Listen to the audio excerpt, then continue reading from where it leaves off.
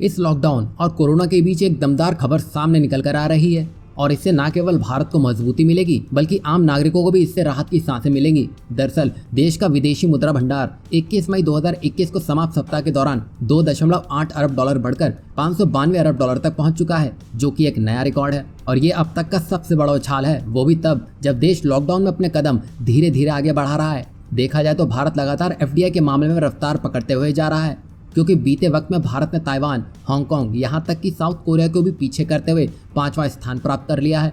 और भारत के आगे सिर्फ 4 देश ही हैं, जिसमें रूस और भारत के बीच का आंकड़ा महज 8 अरब डॉलर का ही रह गया है। और पिछले एक हफ्ते की ही भारत की उछाल की बात करें तो वो 2.8 अरब डॉलर की रही है। इससे अब आप साफ अंदाजा लगा सकते हैं कि भारत 1 से 2 महीने में ही रूस को भी ताइवान, हांगकांग और साउथ कोरिया की लाइन पर लाके खड़ा कर देगा।